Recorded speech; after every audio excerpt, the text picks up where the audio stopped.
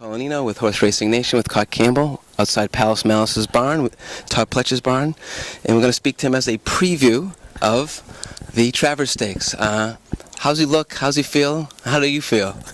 The horse feels great. He has worked well this morning, had a nice half-mile work, galloped out with enormous gusto as he is prone to do, and looks like he's ready to go. And as far as I feel like he feels. If he feels good, I feel good. How special is it to have, I know you announced that you're semi-retiring out of the game. How special is it to have a horse like this as you made that announcement? Well, it really is. It's rather poignant. I'm in the twilight of my career, certainly, which has been a wonderful one for me. And to end up or close out with a horse like this is magnificent. He's... we won a classic with him, and earlier we had won a Preakness. We'd been second in the Derby and never done any good in the Belmont. Now we've got the Belmont under our belt and hope to have the Travers under our belt. The Travers Stakes, certainly, I know you're keen on history, and certainly this is the 150th anniversary of Saratoga. How special would it be to kind of cap that with the Travers Stakes at this time of year with Saratoga, its 150th racing season? Well, it would be wonderful to win the Travers. And, it's interesting to think that the Travers was started, I think, a year after the Battle of Gettysburg, which is remarkable. And it reeks of tradition, and I'm one who loves the tradition of racing, so the Travers would have great attraction to me. I would be enormously delighted with winning the Travers. How was it for you during, and maybe if you could speak a little bit how you think you'll feel leading up to the Travers? I know you had the Belmont, the Jim Dandy. How do you go through the race day? Are you nervous? Are you relaxed? How do you maintain your sense of balance, I guess, as you get geared up and the horses get geared up? I get nervous, yeah. I think if you didn't get nervous, you'd want to be in another business. I don't like to get to the racetrack too early that day, and it seems like the minutes pass like hours, and you start stall walking a little bit. But once they get on the racetrack, I think you kind of let down. You think it's in the laps of the gods at that point. How much does luck play a role in all of this? I know you've been in the business for a long time. How much does luck play in finding a horse, buying a horse, and get him to the races, then also on top of all that get a classic winner? Luck plays a big role, and I think what you want to do is try to put yourself in a position of not having bad luck, and you do the best you can to do that. Now, this horse is an example of one that has not enjoyed good luck early in his career. He, I think, could have won the Louisiana Derby. He had no place to go. He looked at some tire tracks in the bluegrass and distracted him. He got beat ahead, and so he's had some rotten luck. But and in the Derby, of course, we tried the blinkers, and that put him on the muscle, and he ran off for 3/4 of a mile, and that's not the thing to do in the Derby. But we've had good luck since, and we've got a great rider who would minimize the inclination to have bad luck, and thank goodness for Mike Smith, who comes in later this week to ride the horse. What is how's the connection of trainer to rider to matching the horse? How important is all that when you think about winning these races? Well, I think it's very important. Todd and I have good rapport, always have had. I've been with him for 16 years. When he had 8 horses down in Florida in 1996, I sent him 5, which may have been the brightest move I ever made. And he needed them, and now he doesn't need them, but he's on top of the world. And we talk about riders as we go along, and he and I see eye to eye. We usually arrive at exactly the same conclusion as to what we want to do. I've been in the game 40 years, and Lord knows he's a pro, so he doesn't need a lot of guidance from me and doesn't get much, but and usually we're right on the same target. What separates Todd, or how does he, I mean, you look at this row of horses here, Grade 1 winner after Grade 1 winner. I think he's got 27 wins already in Saratoga this year. From your perspective, 40 years in the business, how you think he's able to be so successful year after year? One, I think he's a very intelligent man. And two, I think he is gifted as a horseman. I think he's a wonderful horseman. And three, I think he's a marvelous organizer. He's a good recruiter of personnel. And I think that's about it. I think those three things. He has an incredible memory, I should add. He can tell you what a horse worked, how a horse worked in 3 weeks ago. So all of those things combine to make him a marvelous, marvelous horse trainer who will go down in history as one of the greatest that ever was. How many other horses do you have that are there any other horses still racing under the Dogwood Silks, or will be for the future? Do you have any 2-year-olds in training at this point? We have 25 horses that will continue, the horses that I've bought for Dogwood, that will continue to be managed by me until they run out their string. And then the horses that from now on will be bought by the outfit we've merged with, Eclipse Thoroughbred Partners, and they will race in the name of Eclipse Dogwood with alternating colors. And I will assist in buying as they ask me to, and I've bought a yearling here for them, and but I will also keep my mouth shut when I'm supposed to. What is the secret? I know you target horses, for instance, in Palace Malice's range, maybe somewhere in the $200,000 neighborhood for the most part.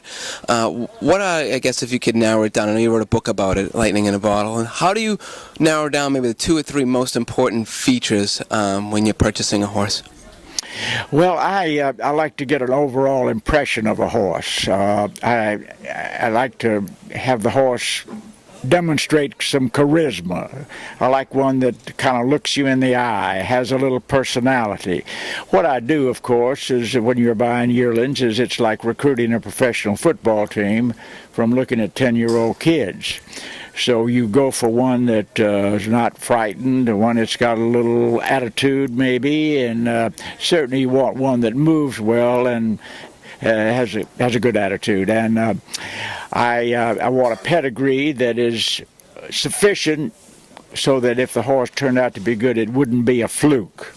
I want some black type behind the horse, and I like to look at the way the horse moves and all that. But I'm not one that picks him to death, and I must forgive and live with some flaws that maybe Sheikh Mohammed wouldn't live with. He doesn't have to afford to live with them. How do you stay disciplined within that buying range yourself and not get caught up in it? That is no problem for me. When I say I'm going to 175 on a horse, that's when I quit. And, I may, on the rare occasion, hit 180, but I have no trouble with that, and I don't fall in love with them. I know that if I go to a sale the first day, I may have 8 horses that fit my category, and I just start at the first and try to buy the first one, and if I can't get him, I try to buy the second one. And there's no magic to that. I mean, it's not that exact a science. So I pick out my candidates, and they roll through there, and I throw my hand up till I get outbid, and then get 1 or 2 maybe. Any horse that maybe got away just a little bit from what your bidding was? Was there any horse like that, or you just kind of put it by you immediately? Yeah, there have been some examples, of course. Alleged I was the underbidder on. He won the Arc de Triomphe. I'm the guy that turned down Canyonero, who won the Kentucky Derby, when he sold for $1,200. And I still got the catalog page with a big X through it to keep me humble. So there's been plenty that I've missed, and plenty that I wish I had missed. You mentioned the word humble, and it is a humbling game I think from all aspects, from training to riding to owning to betting on the horses. Do you feel that's a positive aspect about the industry in and of itself? Yeah, I think it is. I know that I'm not going to break up the game. I've made a good mark in it, and I know that I'll make mistakes, and I know that we'll have many losses, more of those than we'll have victories. And I'm one that can put the losses behind me and not dwell on them and brood. And if you did, you'd go crazy the first week in this game. What are your thoughts going to be as you think about the Travers Stakes? What are you hoping to see as you put your mind through the race, the gates open, where Palace Malice will be, and what's the signals that he's going to be really on his game that day? I think it'll be very much a rider's race. I ideally would see us laying third or fourth, with a couple of horses ding-donging up on the front end, and ready to pounce. Same race we ran in the Jim Dandy and in the Belmont. I don't think we'll want to make the running, but if somebody gives us that, I guess we would. But that would be my thought, to hope to stalk and pounce at the top of the stretch. What will be going through your mind if you're watching and in fact Palace Malice is crossing the finish line first? What's the kind of thoughts and feelings that go through your mind when you win those big races? I'd be going crazy. I'd be screaming and yelling, and I think the day comes when you don't scream and yell. Again, you want to be in another business. But I think there's an interesting moment in a horse race where you think, man, we're there now, we got it. And that's an exquisite moment, believe me. It is one that I've enjoyed many times and hope to see on Travers Day. Would you hope to ball that moment, like seal it up and hold on to it as long as you can? Yeah, you always replay those things in your mind and replay the race. And gosh, I think about the Preakness 23 years ago. That crosses my mind once a day, I bet. And sure, and that's one of the great things, is reflecting on the great days rather than brooding about the bad ones. Do the highs outweigh the lows?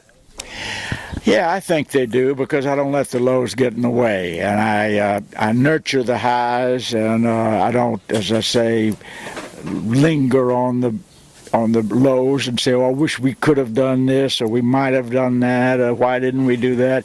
I dismiss it. I may be sad for 90 seconds, but then I move on with my life. If you're giving advice to new horse owners or someone getting in the game or people getting in the game, what are some of the nuggets that you would pass on to those? I think you have to get pleasure and satisfaction out of a good effort. If you're the kind of person that if the horse doesn't win, you're going to be destroyed, then you better forget it now. But, if your horse runs fourth and he's closing, then, that's a positive thing. And next time you're going to do this and that, and you'll get the money. And so I think to have that attitude and to appreciate the horse. And, gosh, we don't appreciate them enough. What wonderful things they bring to us and always have through history. And so I'm a great lover of the animal, and I appreciate them and want to see them come to a good end. And I think people that go into the game should try to see that they do have a good future when their racing days are over. How do you make that happen? What do you do when the horses are ready for retirement, if they're not going to stud or to? How do you make that happen? Because that's in the news a lot lately. Taking care of the retired horses.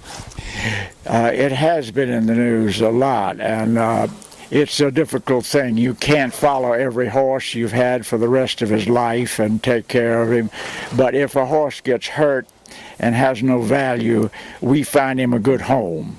We get someone who wants a pleasure horse or a hunter or a jumper or just a horse to put in the front yard and give the horse away, and would rather do that than to see him run in a very, very cheap claiming race. So we do what we can to protect them. When you think about all the horses you've owned, what are the 2 or 3 special ones for you that come to mind immediately? Well, certainly Summer Squall would be one of those, and he did a lot for me. He won a classic and one of the great horses of his time. I had a horse called Dominion in the late 70s that came up here and won the Bernard Baruch only a few years after we had started Dogwood, and so I needed a horse like that, and he was a good one. He crisscrossed the nation, and he danced every dance on Saturday afternoon, and he put our name out there in front of the people, and so he did a lot for me. And there's so many. Limehouse I loved, and some of the great fillies, and we've had 2 champions and 7 millionaires, and we've won 77, had 77 stakes winners, and I appreciate all of them, and I appreciate any horse that tries hard, and that's what it's all about. And if he doesn't have the ability, but if he runs as hard as he can to that ability, you have to love that kind of horse. As far as the 2-year-olds and that you have, the 25, or I believe a 28, you said that you have, are there any that come to mind that think, this could be another special horse? Well, they're not really. I've learned not to get too high on horses, and I've learned not to dismiss horses too early. We've got a lovely 2-year-old colt down at the farm now called Finalize, which was the last horse that I bought for Dogwood, and thus he was named Finalize. And he's by Smart Strike, and he looks like a very good horse. We've got another good colt called None Like Nolan that Todd had, and he had a little problem. We had to send him back for a little time, but we've got some that ought to get there, and some that unfortunately will not. When is that moment where you know that quite possibly they are going to get there?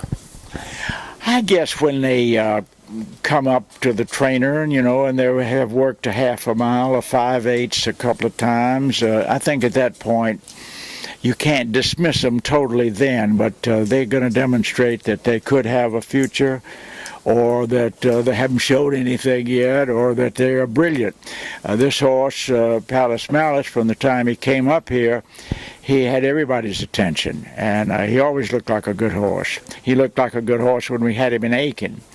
So at every step of the way, he has looked the part, and certainly he is the real goods. As far as all the Saratoga memories you have up here, will this be a wonderful cap, the Travers Stakes, or the other ones that come to mind for you about just, I guess, the atmosphere of being in Saratoga, how it's different, how it's special, how it's not like any other track? Saratoga is, to me, really a truly great place. It's like going out back to 1895, and it reeks of tradition and history and quality, and you walk through the clubhouse and you can almost see Diamond Jim Brady and Lillian Russell walking through there, and so that's what I like about it. It's a lovely town. Everyone is in a good mood. Everyone's excited, happy to be here, and it's like a giant convention. It brings all the horse people together, and you're going out with jockeys and trainers that ordinarily at another racetrack you wouldn't necessarily have that opportunity, and so I am a Saratoga man. I'm always glad to get here and always sad to leave. You like to tell a good story. Is there any stories about Saratoga that pop to mind immediately if I ask, okay, this is a Saratoga story? Well, the only Saratoga story I know is that I slept in a strange twin bed last night and fell out and cut my face, and so that is the most current Saratoga story, and it's one I'm not very proud of, and it bears some explaining, but that's why you see the blemishes on me. Well, it's been a pleasure talking to you. I appreciate you. Tell a good story. Great. I wish you luck. Good to see you guys. Good to see you. Very nice to meet you. Enjoyed it, gentlemen.